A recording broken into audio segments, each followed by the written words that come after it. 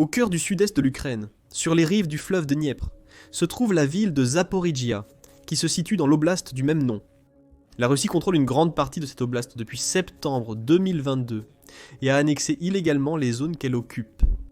L'enjeu principal est la centrale nucléaire de la région, que le président russe Vladimir Poutine veut garder et que l'Ukraine veut reprendre. Pour s'assurer de garder le contrôle, Poutine a mis en place ce qu'il pensait être un mur infranchissable de défense aérienne autour de Zaporijia. Mais l'Ukraine vient de réaliser l'impossible. Une immense attaque de drones vient de faire tomber ce mur infranchissable et pourrait préparer le terrain pour une contre-attaque ukrainienne. C'est selon United 24 Media, qui a rapporté le 15 juin, que l'Ukraine venait tout juste de réussir à détruire un trio des systèmes de défense aérienne les plus précieux de la Russie. En utilisant des drones de renseignement, la direction principale du renseignement, ou direction principale du renseignement du ministère de la Défense ukrainien, a frappé à plusieurs reprises pour mettre ces systèmes de défense aérienne hors service, définitivement.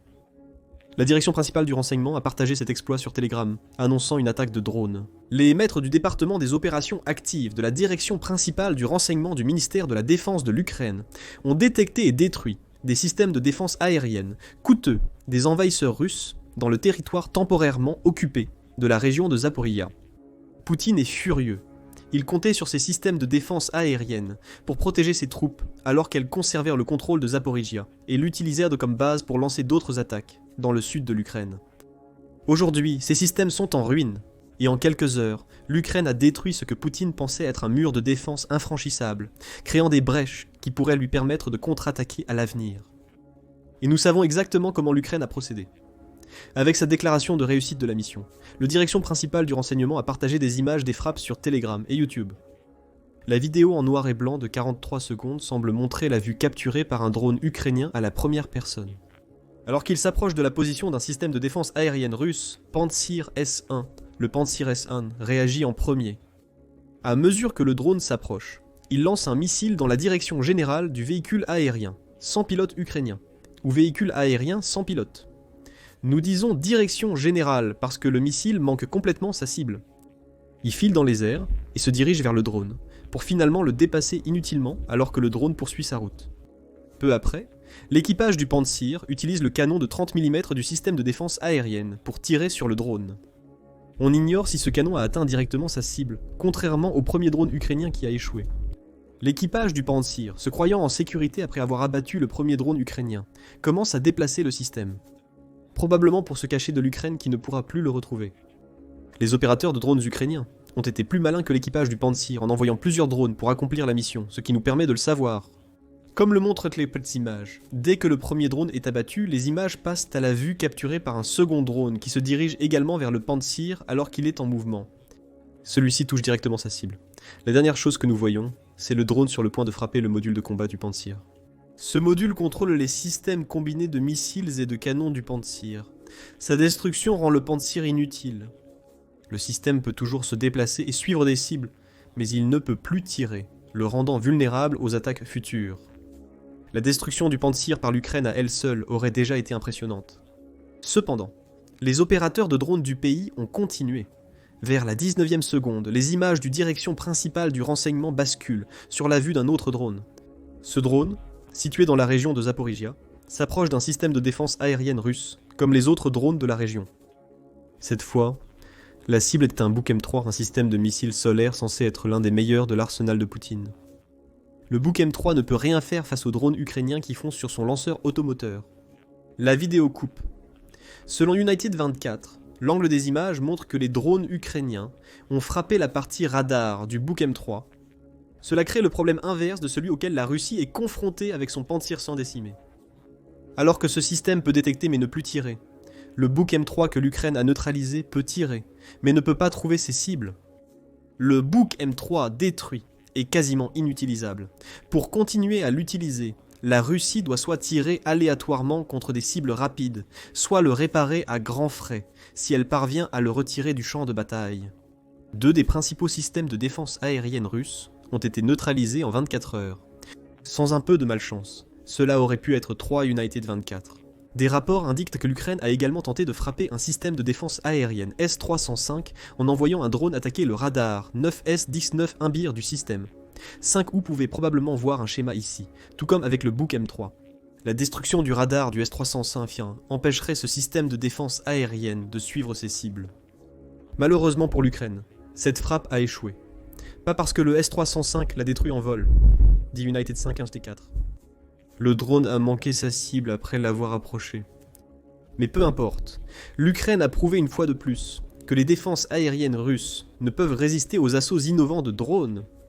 United 24 déclare qu'on ignore quel drone de sa grande flotte a été utilisé par l'Ukraine pour cette double frappe. Cependant, il pense que l'affichage tête haute et l'interface du drone indiquent qu'il était du même type que celui récemment utilisé par la direction principale du renseignement pour détruire des systèmes de défense aérienne russes en Crimée. Cela suggère qu'il s'agit probablement du même type de drone utilisé par l'Ukraine pour détruire un hélicoptère Mi-8 et 3 Pantsir 100 le 19 mars dernier. Nous connaissons les réalisations de l'Ukraine et ce qu'elle a effectivement détruit. Le missile Pantsir 100 nommé Greyhound par l'OTAN est un canon anti-aérien automoteur et un système de missiles selon Threat. Nous l'avons vu dans les images de direction principale du renseignement. Le Pantsir S détruit à Zaporizhia a tiré un missile et utilisé ses canons pour tenter d'abattre les drones ukrainiens, sans succès. Le système utilise les missiles russes 57E6, qui sont équipés d'une ogive à fragmentation hautement explosive de 20 kg. Cette arme peut détruire la plupart des drones et des missiles entrants, à condition qu'elle atteigne sa cible. S'il s'agissait d'un modèle de base du Pantsir S1, il aurait eu une portée de 20 km. La Russie a créé plusieurs variantes du modèle de base, y compris le Pantsir S1M et le Pantsir SM. Cela porte la portée à respectivement 31 km et 40 km.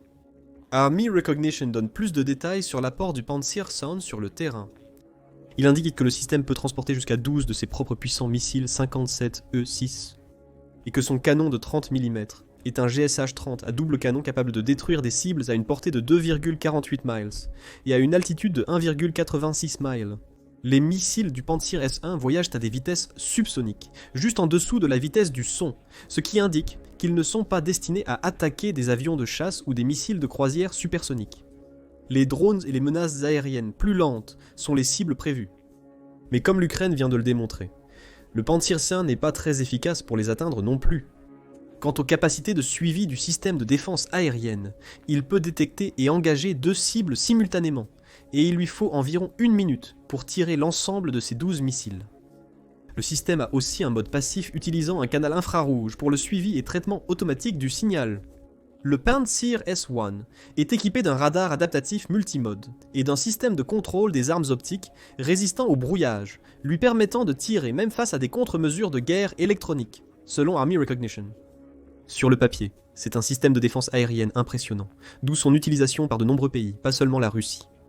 Selon Missile Threat, les clients de Poutine pour le Pantsir 5 comprennent notamment l'Iran, l'Irak, la Jordanie, l'Algérie, le Brésil, l'Arabie Saoudite et le Vietnam. Ils vont tous prêter attention à ce que l'Ukraine vient de réussir, et ils réalisent peut-être maintenant que leur système de défense aérienne russe haut de gamme n'est pas aussi performant qu'on le prétend. Cela sera particulièrement irritant, étant donné que le Pantsir S1 coûte environ 15 millions de dollars selon le Kyiv Independent. L'Ukraine a détruit un système d'armes très coûteux que la Russie aura du mal à remplacer, alors que son économie souffre des sanctions occidentales et des dépenses constantes de Poutine pour son invasion illégale. Le Buk M3, l'un des systèmes de défense aérienne russes les plus modernes, est en service depuis 2016 d'après Misolari. Il a été conçu comme un système de moyenne portée utilisable par les forces terrestres russes pour détruire des missiles de croisière, aériens et balistiques tactiques. Il devrait aussi pouvoir abattre des drones avec ses missiles à fragmentation à haute puissance explosive, d'une portée de 70 km, Chartafarnain. Plus de détails proviennent d'Army Recognition, qui précise cela. Le Buk M3 est surnommé Viking et constitue une version repensée de l'ancien Buk M2 russe. Il est équipé de composants électroniques avancés et d'un missile plus meurtrier. Une seule batterie se compose d'une paire de lanceurs Transporter Erector Launcher and Radar 98 317M et d'un seul véhicule tel 98 316M, chaque lanceur comportant 2 rangées de 3 conteneurs de missiles chacune. Avec un véhicule de rechargement équipé de 2 blocs de 6 missiles, on obtient une puissante menace de défense aérienne mettant en jeu 18 missiles.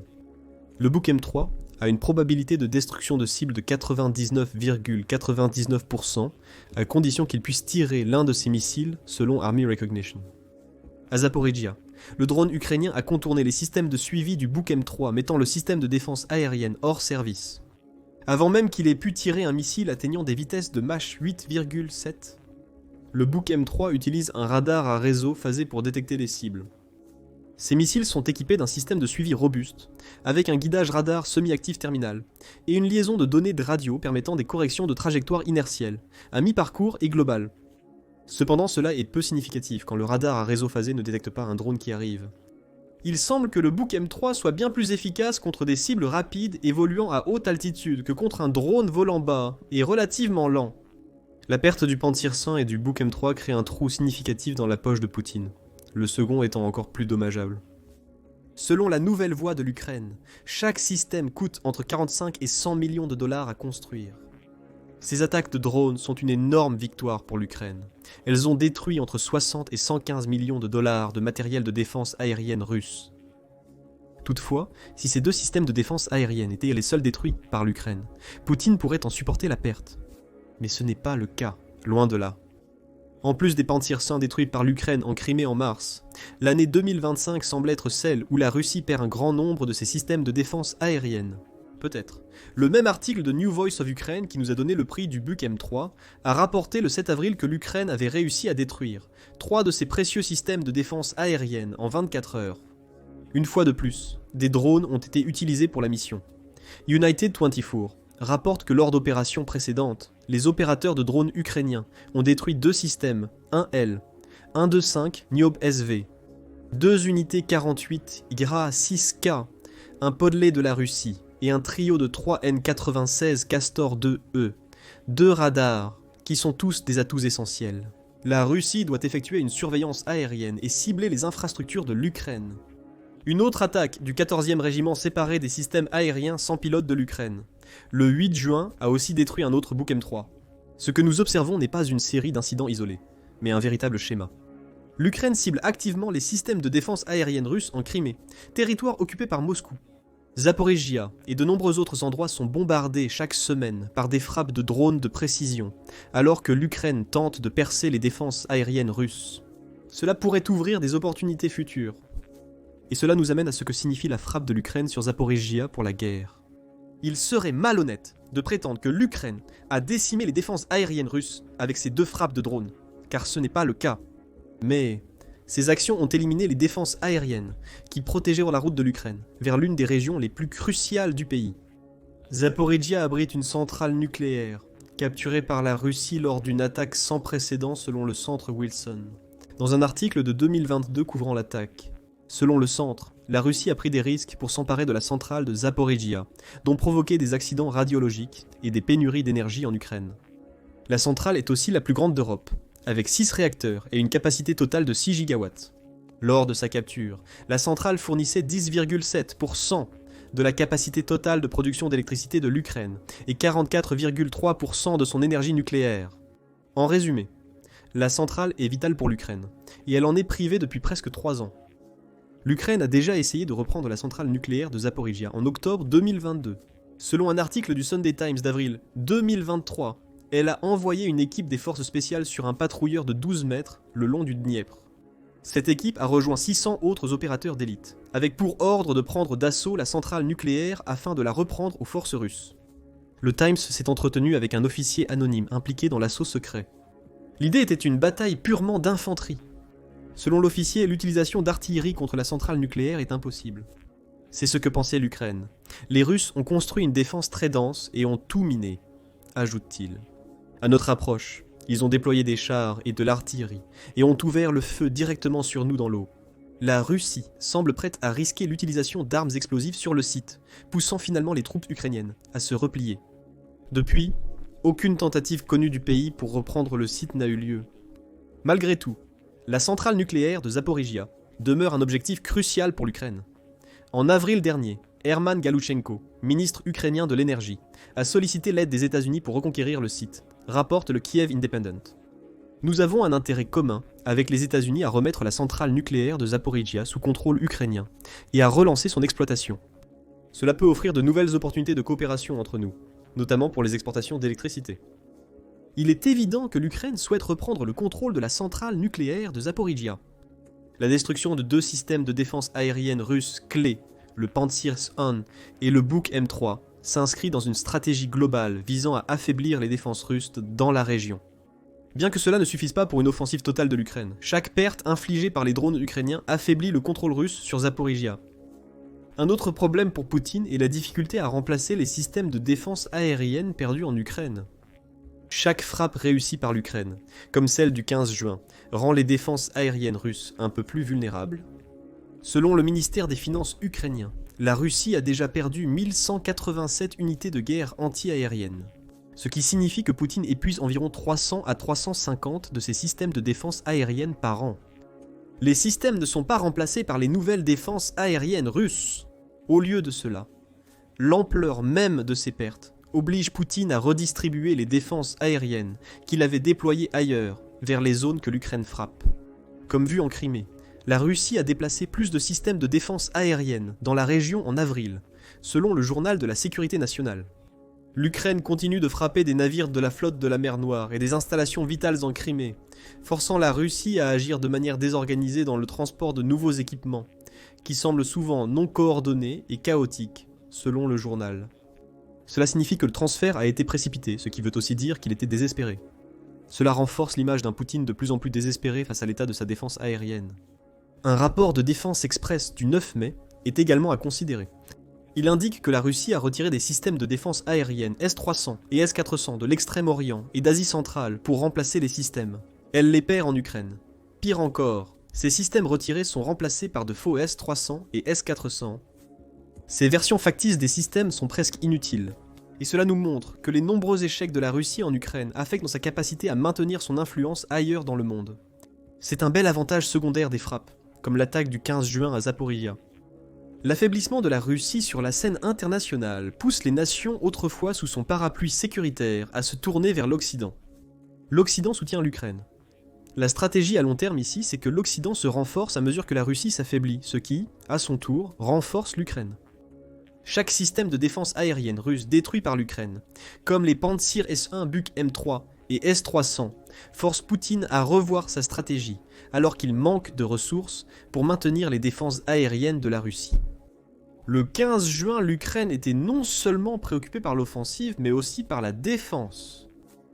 Selon The Warzone, la Russie a lancé une nouvelle attaque mécanisée dans l'oblast de Zaporizhia, le 17 avril. Les forces de défense du sud de l'Ukraine ont signalé l'attaque via Telegram, déclarant « Des groupes d'assaut de plusieurs régiments de la 58e armée interarmes du district militaire sud ont lancé un assaut le 16 avril. L'assaut a impliqué au moins 320 soldats, 40 véhicules blindés de combat, 3 chars et une douzaine de buggy, ont indiqué les forces de défense. Cela pourrait poser problème à Poutine au fil de l'été. Poutine pourrait envisager de lancer une nouvelle offensive dans le sud de l'Ukraine, en utilisant le territoire qu'il a déjà conquis à Zaporizhia comme base de lancement. L'Ukraine ne peut pas permettre cela. En détruisant les défenses aériennes russes, elle ouvre la voie au soutien aérien pour ses forces terrestres.